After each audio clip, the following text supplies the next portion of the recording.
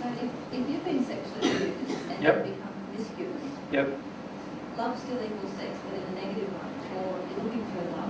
Yeah, see, I'm talking about, again, a definition of love from God's perspective. Love of myself and love of the other is going to be totally harmonious. If I'm going to sacrifice love of self to love the other, then I'm no longer loving to both. Right? So it's a very important thing to understand about love. If I sacrifice my love of me in order to love someone else, then I'm no longer loving to myself or the other person. In the case of an abuse victim who then becomes promiscuous, she is using sex to become loved, but most of the time the other person in the transaction is not loving towards her. And for herself, she does not feel any love for herself in most cases. And that's why she's wanting sex, to feel the love that she doesn't feel for herself. So both parts of her are injured. She has this injury with regard to how she feels about self, but also an injury with regard to how she feels about sex being loved. The truth is that I'm talking about sex equaling love from God's perspective, not the way we look at it here on earth. So many times when a person is involved in a sexual encounter here on earth, they are certainly not being loving. And so in that particular instance, love isn't equal to sex. But why does a person enter into that transaction? It's because there's already a separation inside of themselves, inside of their own belief systems, that love and sex are separate. Does that make sense? When there's a belief inside of me, in my soul, when there's a feeling inside of me that love and sex are the same thing, I will never, ever enter a sexual encounter where there's not love coming from me and coming to me. Ever. So, all one-night stands disappear. Immediately. Because as soon as I have that viewpoint inside of me, I can't even get an erection in a one-night stand, let alone actually consummate it. Do you follow me? If I'm a male, if I had that belief. Yeah, but I think if you're a female, and you have you gave an example the other night about some woman who I won't mention her name, but she was abused by her father and she thought it was quite normal. Does she not think then that it was loving? Yeah, but I'm talking about God's perspective of love, not the man's perspective of love. So the example Andrew is bringing up is that there was this lady I know who had sex with her father until she was 15. And then she lived with her father until she was 26. Right? She felt, well, at the time I had this discussion with her, she felt no animosity at all towards her father. So she'd been in this transaction with her father which was sexual for the majority of her life. And I know of another lady actually who had 7 children by her father. And a policewoman who visited her house because she was also getting physically abused by him and wanted her to press charges, and she refused to press charges.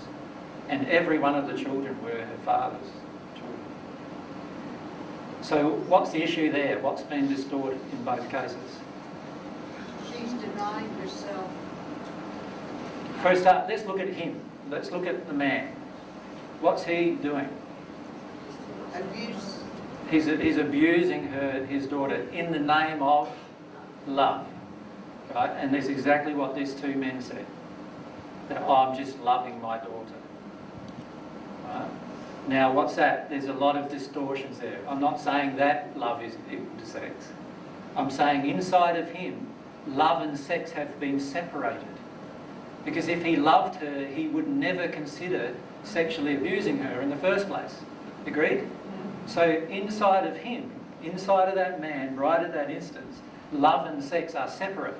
He views sex as a separate transaction to what love really is. And he has no understanding of love. If he understood love, he would never ever abuse her in the first place. And he would never put love and sex together in that way. Right? The truth is, because it's separate in him, he can get into this sexual transaction with his daughter, right, and be totally detuned from how much he's damaging his daughter. Totally detuned. And if he's totally detuned from how much damage he's doing, is he loving his daughter? No. So the truth is, inside of that man, love and sex are like two polar opposites in him. And he's got some major injuries with regard to love and sex. He doesn't view them as the same thing. He doesn't view them as, if I loved this girl, I could never force her into this situation. So what he's doing is he's actually saying, no, I want my sexual urges fulfilled, and blow the love of her, blow what she feels, blow her shame and all the other emotions that she has. I'm not interested in any of those. And that's a very selfish act, and that's not what I'm promoting, obviously. If he actually had a belief inside of him that love is sex, sex is love, he would actually feel, well, hang on a sec, love would never allow me to harm my daughter. Even if I had a thought to have sex with her, I need to deal with this thought. That's how far he would go. He wouldn't ever touch her.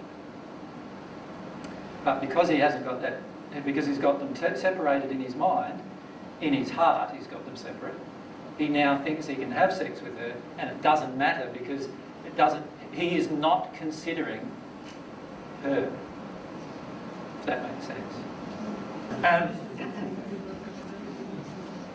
If I have a belief inside of myself, a feeling, an emotion inside of myself, that any sexual encounter must be loving to myself and to the party involved, if I have that feeling inside of myself, I would never be involved in any sexually abusive conduct. Can you see that? I would never, if I was a male, I would never rape.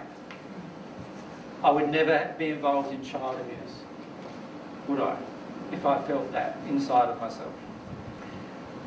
But if I feel that power is sex, which is a totally different relationship, I may do those things. So can you see, it's the distortion of love that creates the injury. It's the distortion of the truth that creates the injury.